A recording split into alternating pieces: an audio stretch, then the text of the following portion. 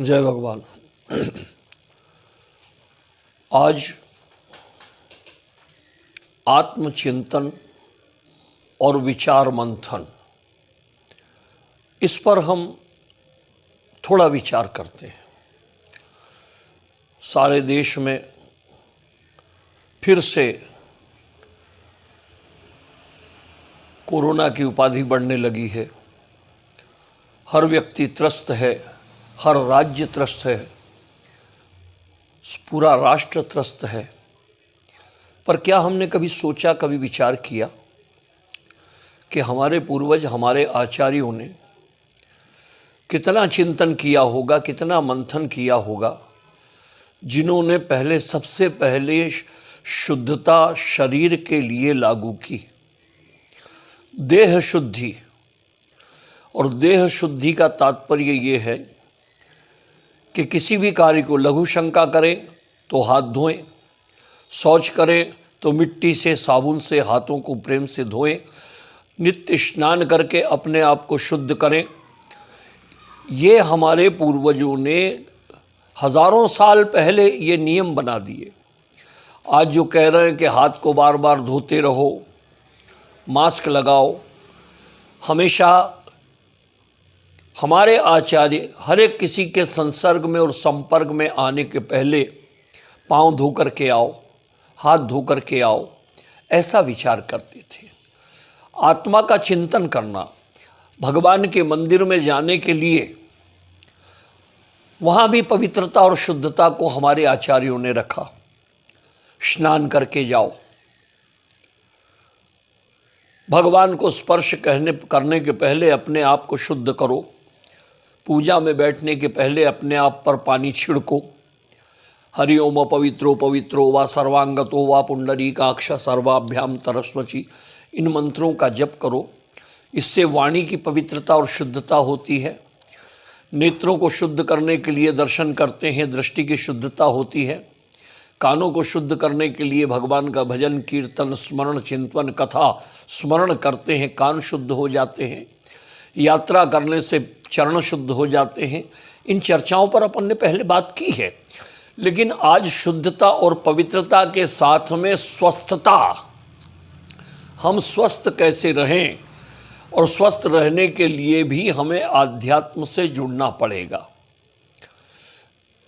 आध्यात्म से जुड़े बिना जब तक हमारा मन और विचार और आत्मा शुद्ध नहीं होगी, तब तक हम परमात्मा से जुड़ नहीं पाते। मैं कौन हूँ, ये आत्मचिंतन है। बोलने वाला कौन है, ये आत्मचिंतन है। ये शरीर तो पिंजरा है, हर एक अंग का अलग अलग नाम दिया। अगर ये सब कुल मिला के मैं हूँ तो गलत है। अगर मैं हूँ तो फिर नाक क्यों है, आँख क्यों है, कान क्यों है, मुंह क्यों है, हाथ क्यों है, पाँव क्यों है? मैं तो मैं ही हूँ। लेकिन नहीं, मैं जो बोल रहा है वो कौन है, मैं क्या हूँ? बोले ईश्वर अंश जीव अविनाशी। तुलसीदास जी ने रामचरितमानस में कहा कि मैं क्या हूँ? बोले ईश्वर अंश, मैं ब्रह्म का अंश हूँ। मेरे द्वारा सब है, मैं किसी के द्वारा नहीं।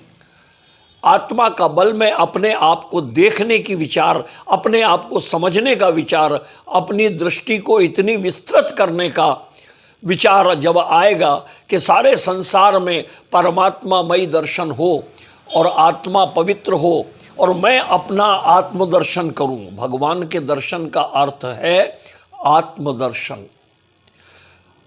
लोग कहते हैं आत्मा आत्मा आत्मा, तो आत्मदर्शन करना, तो आत्मा क्या है, परमात्मा क्या है? वो निर्गुण और सगुण दोनों रूप में विद्यमान है। रामचरितमानस के अंतर गत गोस्वामी जी ने मनु प्रसंग में कहा कि ऐसे प्रभु सेवक बस अहि और भगत हेत लीला तनु गहि। मनु जब गए तो मनु जब जाकर के पहुंचे तो वो क्या चाहते थे कि अगुण अखंड अनंत अनादि और जेहि चित वही परमारथवादी, उस ब्रह्म को देखना है जो अगुण है, अखंड है, अनंत है, अनादि है। उस परमात्मा का दर्शन करना है जिसने सारी सृष्टि का, सारे ब्रह्मांड का रचना की, उस परमात्मा से मिलना है। दर्शन करना अलग चीज है और मिलना अलग चीज है। मैं आपके निकट बैठ करके बात करूं, वो मिलना है। मैं इतनी दूर से आपसे बात कर रहा हूं, ये आपस में हम एक दूसरे का दर्शन कर रहे हैं।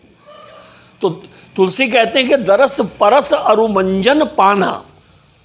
दर्शन के साथ में परस यानी स्पर्श, चाहे वो चरणों का हो या हम किसी के चरणों में मस्तक रखें तो उसका वरद हस्त हमारे सिर पे हो, तो वो हाथ का हो।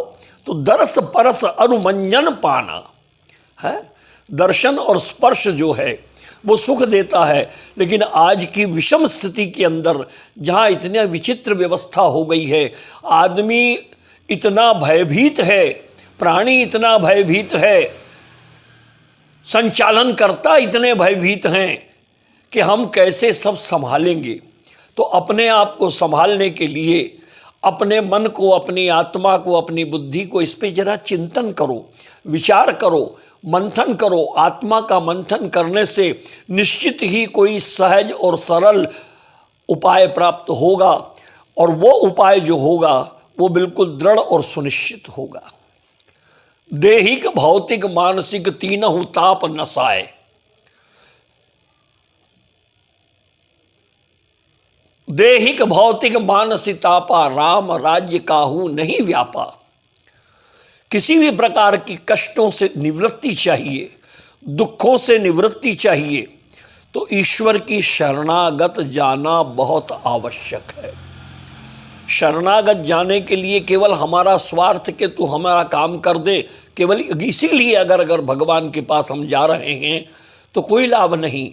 तो यहाँ तो सारे राष्ट्र का चिंतन करते हुए हम ये विचार करें, परमात्मा से प्रार्थना में बड़ी शक्ति है, प्रार्थना में बड़ा बल है। शब्दों के अंदर जो वाइब्रेशन है वो सारे ब्रह्मांड के अंदर व्याप्त होता है, और ब्रह्मांड के अंदर जब व्याप्त होता है तो चिंतन और चिंताएं दूर हो जाती हैं, चिंतन होने लगता है। इन्हीं शब्दों के साथ में जय भगवान।